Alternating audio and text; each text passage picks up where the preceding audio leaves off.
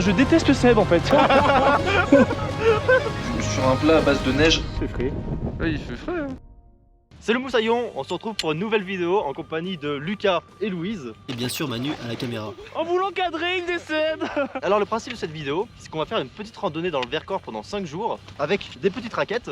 Et donc ça sera l'occasion tout simplement de vous raconter cette petite expédition pour vous montrer à quoi ressemble une randonnée hivernale et pour vous donner l'envie à votre tour de partir à l'aventure. Et pour vous parler de l'itinéraire, je laisse la parole à Lucas qui connaît beaucoup mieux le Vercors que moi. Bah effectivement faire cette rando dans le Vercors et vraiment dans le sud du massif, à l'endroit où c'est un parc naturel régional. On part de Romeillet qui est un petit village à côté de Die et on va aller autour du plateau du Vercors et pour un retour final à notre point de départ. Allez, on est parti. Seb, c'est par là-bas. Donc, première vidéo explicative du trajet en raquette. Nous avons démarré hier soir, on a marché toute la nuit et on est arrivé à un refuge, un super refuge où il y avait déjà des gens qui dormaient sur les coups de 5h du matin. Donc on a marché de 2h du matin à 5h, on a dérangé tout le monde qui était en train de dormir. Et du coup après on est reparti le lendemain matin à 11h et là on est arrivé sur le plateau du Vercors.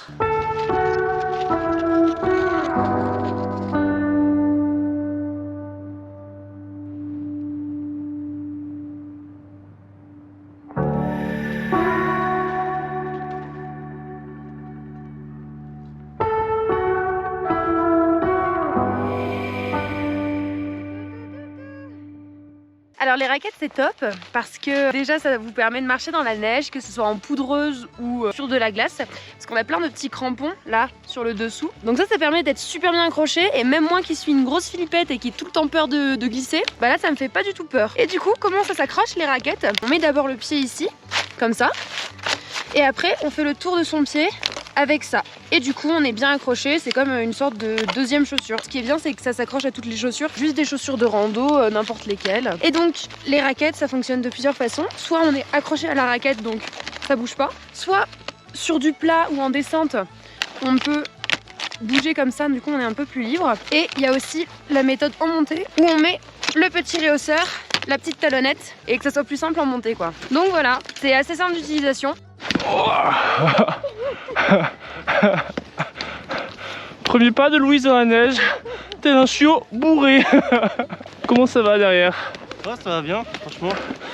Bah ça va bien vu qu'ils ont toute la piste toute faite. Vous voyez la grosse montée? Ok bah c'est parti pour la grosse montée. On va ralentir le rythme. 4 d'avant toi, une pour Louise. Derrière cette colline, il y aura une autre colline. Allez Louise, le dernier mètre.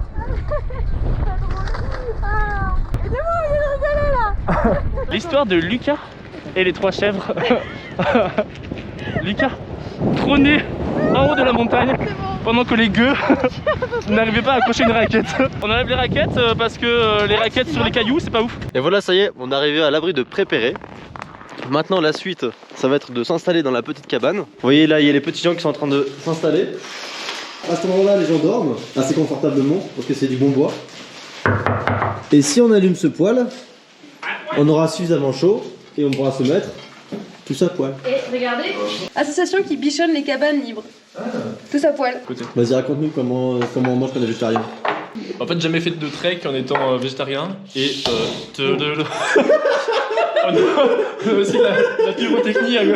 Je me suis dit que, on m'a suggéré de bouffer des panisses, donc c'est de la farine de pois chiche revenue dans de l'huile. Et on m'a suggéré ça en remplacement des harengs et sardines qu'on mange de manière ultra pratique et très énergétique le midi. Donc voilà, c'est facile à grailler en mangeant et on va tester ça. C'est pas très goûtu je crois. Bonne app. Il y avait des panisses. Et on a du thon. C'est toi le thon. Ah c'est gentil ça. Et ça, c'est de la soupe au petit à prendre en randonnée, c'est très conseillé. C'est vraiment... Sinon on avait aussi cette solution, des petits sachets qui pèsent un peu moins de 5 grammes quoi. Jamais j'aurais pensé qu'on travaillerait 1 kilo de soupe. Je sais pas, moi je l'ai vu dans le coffre, j'ai fait vas-y je mets. Bonjour. C'est bon, on était en train de chercher du bois, finalement on a devenu le coucher de soleil. Bah là 2 secondes. Mais tu vas être méchante avec moi, je sais. Oh non, que va-t-il se passer? J'ai cassé mon bois. Attends. On a perdu 50% du bois. Vas-y, raconte-nous tout Louise, qu'est-ce que tu fais? On va allumer un petit feu. Donc on a fini le feu. Et on a mis combien de temps à faire le feu? Et on a mis 30 minutes. Et après l'effort, le réconfort. Et l'astuce, c'est mettre de la neige pour économiser de l'eau. Et voilà Moussaillon, la GoPro en fait ne voulait pas démarrer parce qu'elle voulait être au coin du feu. Maintenant Lucas va nous préparer un super repas. N'est-ce pas? Tu te dépêches? Bon d'accord. Salut les moussaillons.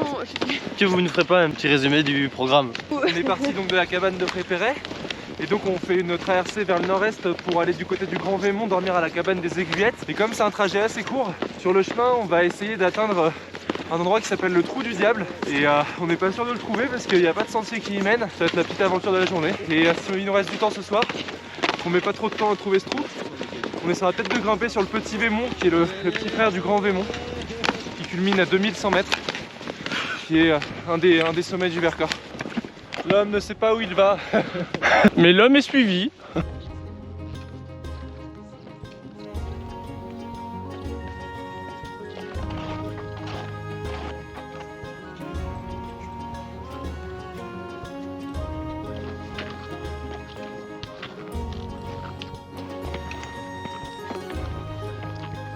Bon, ça fait environ 1h30 qu'on est parti. On quitte le sentier, on suivait le GR jusque là, et puis là on a eu une envie de fifou. Et là, on va essayer de trouver un petit précipice qu'on a repéré sur la carte. Pour ça, on va devoir quitter le sentier, donc les traces de ski, et on va s'aventurer plein est, donc dans cette direction. Ah ouais, bro. Attends, surtout on peut mourir là en fait. J'avais pas vu à quel point c'était dangereux. Ouais. J'ai fait super gaffe, j'ai bien tâté la neige avant de passer, mais... Oh la vache. Bon voilà, petite pause déj, à base de pâtes de fruits, de barres de céréales, et de pâtes d'amandes et d'eau. Vous avez mis quoi dans mon eau? C'est possible qu'on ait mis des trucs de type neige fondue. C'est possible, j'ai pas dit que c'était sûr. Il y a un petit coup. La réaction filmée en direct. Je pense que c'est sûr. Ouais, c'est sûr à 99,9% en fait. Tenez. Le truc c'est que le Trou du Diable c'est censé être une fontaine. Donc si jamais on trouve de l'eau, ça pourrait être plus bien que cette eau là. Ouais, c'est plus mieux, ouais. Oui, mais moi ça Plus m'allège. Je voulais dire plus mieux, pardon. Wouhou! Ah! Et voilà, 5% de plaisir. Maintenant faut remonter. Trou du Diable, es-tu là? Wesh, tu m'as poussé au moins 2 fois et moi j'arrive même pas à te pousser. Je suis si faible. Non, mais je vais pas te pousser.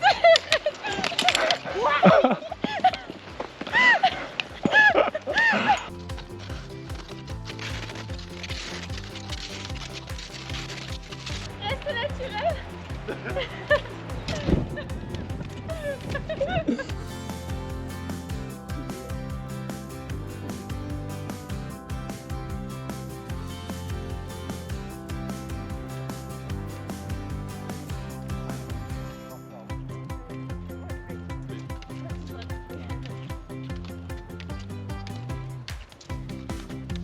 En fait, Louise vient de tomber toute seule dans la neige pour la 10e fois du trek. Malheureusement il neige, du coup c'est vraiment grave. Attends, parce que t'es dans le plan en fait. Elle est debout. Oh, top ça!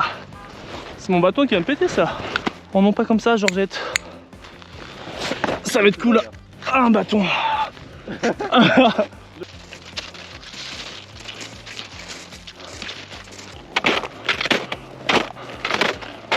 Oh mec, c'est pas mal. Et du coup juste là, la cabane de l'enfer. Pas parce qu'il fait chaud. Tintin. Oh, c'est trop stylé.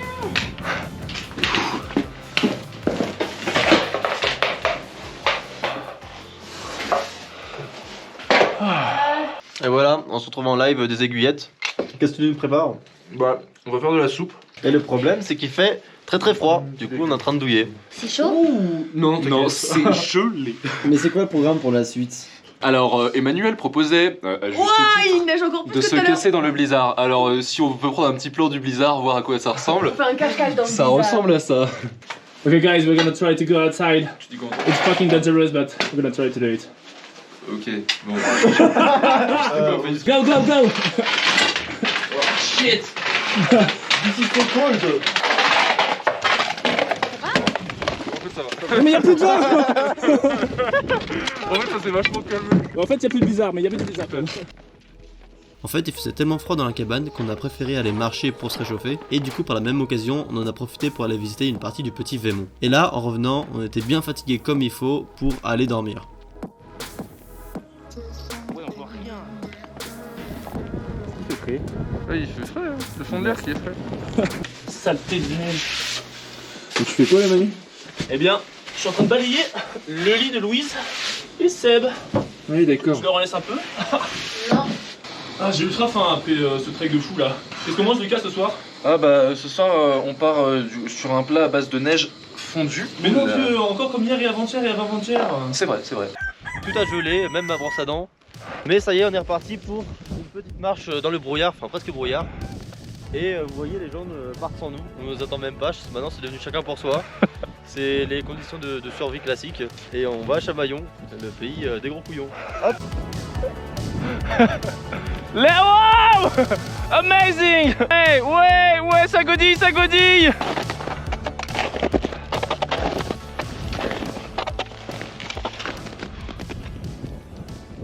Ok, mon aiguille. Ah, il y a un pont. Atteignable que par voie d'escalade. Du 4 apparemment, même si on dirait que c'est du 22.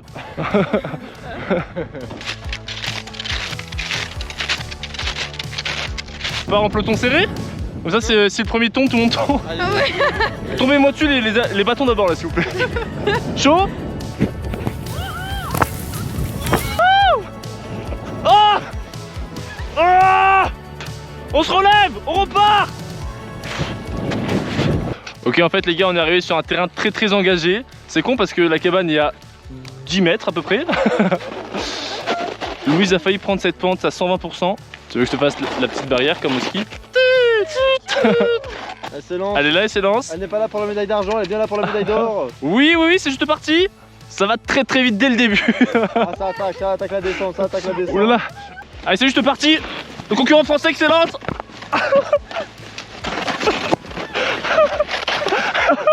Et moi je vais en profiter pour montrer le petit refuge. Non mais regarde. Ok, vas-y, monte ta grenouille, merde. C'est vrai que c'est plus intéressant que le refuge.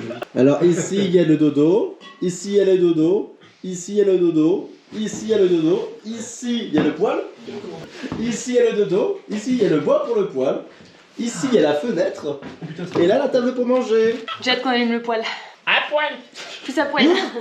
Là donc depuis 2-3 jours on se balade dans le massif du Vercors. Et en fait le Vercors il prend la forme d'un plateau qui est défendu par des falaises et qui font qu'il y a seulement quelques points de passage et ça fait que notamment pendant la Seconde Guerre mondiale ça a été un haut lieu de la résistance et ça a été pendant quelques mois même une république déclarée autonome par les maquisards. Et en juillet 1944, en plein pendant les combats de la libération de la France, il y a eu donc les Allemands ont voulu vider le plateau du Vercors de ses résistants et on se trouve là précisément au niveau du pas de l'Aiguille en fait, dans une grotte qui est à la fois une simple grotte et une tombe. En fait ça a été le lieu où se sont réfugiés 23 résistants qui étaient acculés par des Allemands qui cherchaient à récupérer le plateau du Vercors. Et donc 23 résistants se sont réfugiés ici et ont tenu pendant à peu près 36 heures sous le feu allemand. 5 sont morts ici et 18 pour la plupart blessés ont réussi à s'échapper vers Mins en bas dans la vallée et à continuer la lutte donc en 44. Donc voilà, on a trouvé de l'eau, on a fait nos petits besoins et maintenant on est même allé chercher du bois. Et comme d'habitude je porte pas le bois hein, évidemment, mais j'ai deux grands gaillards ici qui portent très bien le bois. Donc tu là, peux nous faire un petit résumé de tout ce que les gens mangent autour de nous? Est-ce que nous on mange? je suis pas sûr que ce soit très décent. Tu peux parler de la raclette, des pâtes bolo, Je pense que de ce sera- toutes les sauces avec les Ce sera un pâtes. peu trop dur ce soir, mais si tu veux, hors caméra, tu pourras faire une prise où tu t'expliques en voix off. Lucas et sa gamme technique. Un blouson Gore-Tex, une écharpe tour de cou et des lunettes de kéké. Extrêmement stylé. Le planning du jour. Attends, d'abord faut débriefer sur la nuit qu'on a eue là. Alors moi j'ai mal dormi. Il a fait approximativement 25-26 degrés dans la cabane. Mais non, il faisait même pas 20. Si, je peux te dire qu'à 20 je dors avec une couette au-dessus de moi. Ah oui, il faisait beaucoup Là, plus que 20 là. Comme ça, torse nu. On voulait se mettre tout nu Mais mais moi, on à était 20, 15 à l'intérieur du coup. On s'est mis tout nu. Euh, Arrêtez de vous plaindre, putain, chaud. il faisait bon. C'était vraiment la pire nuit. Vivement qu'on tourne nos aiguillettes.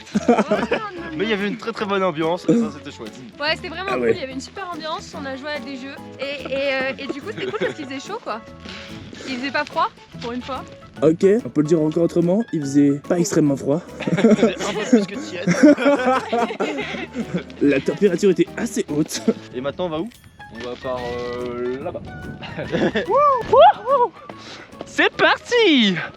Voilà ce qu'on traîne en fait depuis environ 5 minutes. Ces individus nous suivent sans raison en chantant des chants non chrétiens.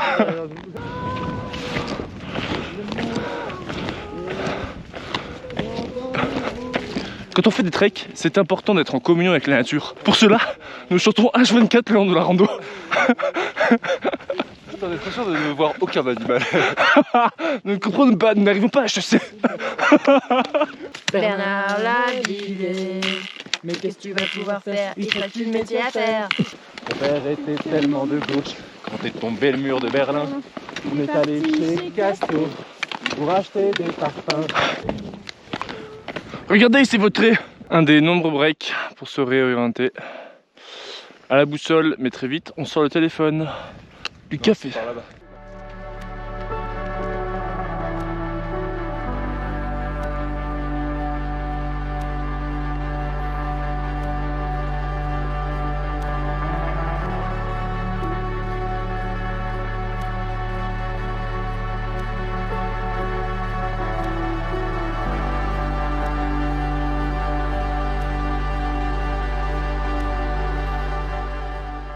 C'est notre dernier jour sur les hauts plateaux. On se retrouve vraiment sur la partie la plus au sud qui est aussi une des plus hautes du parc régional. Là on est quasiment à 2000 mètres et en fait on a trouvé une cabane très confortable qui était ouverte et on pensait qu'elle ne le serait pas. On y a donc laissé nos affaires en se disant qu'on dormirait là cette nuit, mais on a décidé de pousser jusqu'au bout du plateau du Vercors, jusqu'aux falaises qui délimitent vraiment la fin du parc et du plateau. Let's go!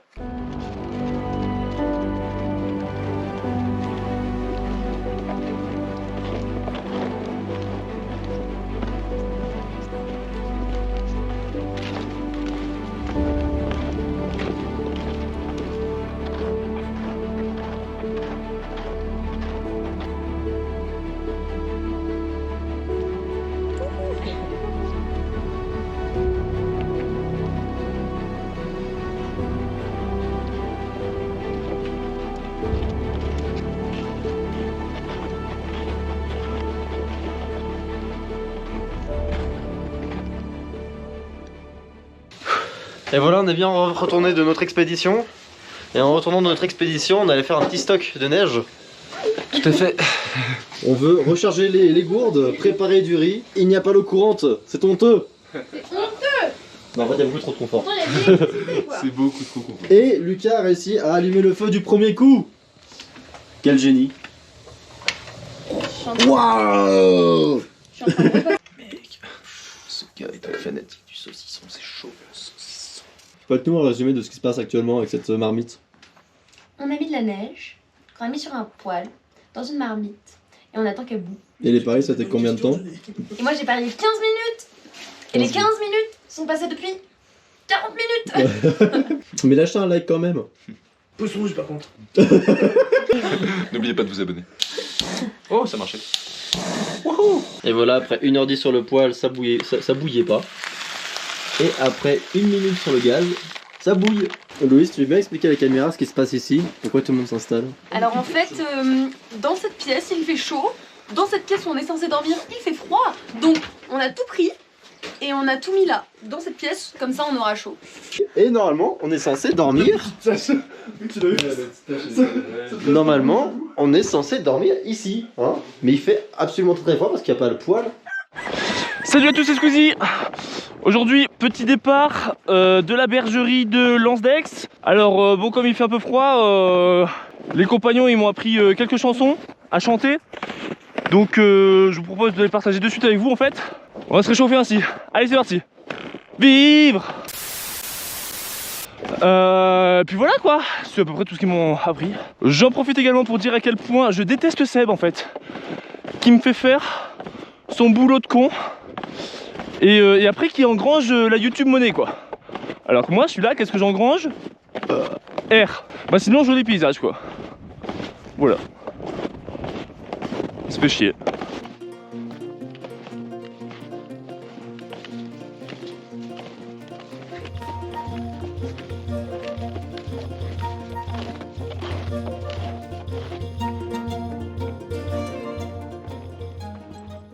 Bon, ce matin, on s'est levé un peu plus tôt, c'est le dernier jour, on va descendre du plateau, récupérer la voiture.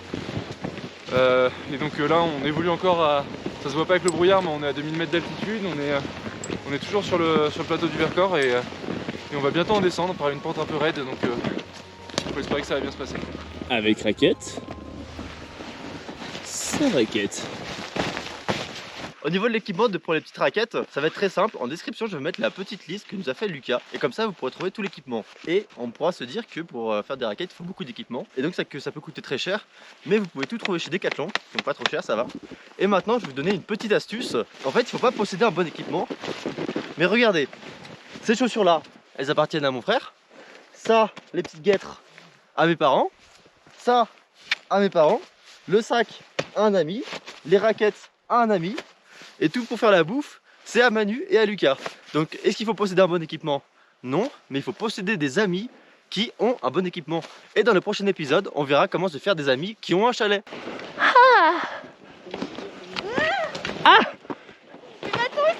In the camera.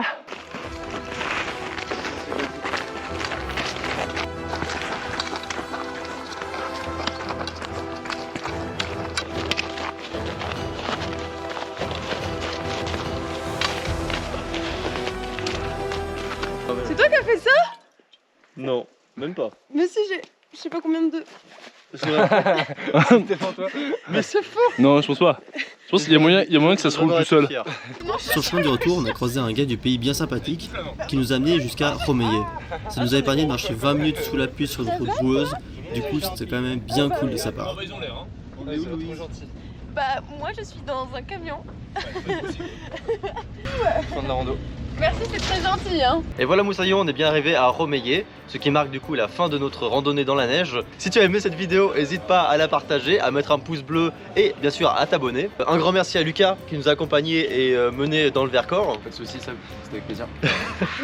Un grand merci à Louise qui a été une énorme touriste comme moi et c'était difficile. Et bien sûr un grand merci à Manu qui a filmé quasiment tous les rushs de cette vidéo. Et sur ce, je vous souhaite bon vent. Ciao. Après l'effort, le réconfort. Laisse-moi monsieur la bouche s'il te plaît. Nous dégustons une délicieuse pizza dans un cadre merveilleux. Toi, c'est pas ça Moi mon je suis moment. bien, hein.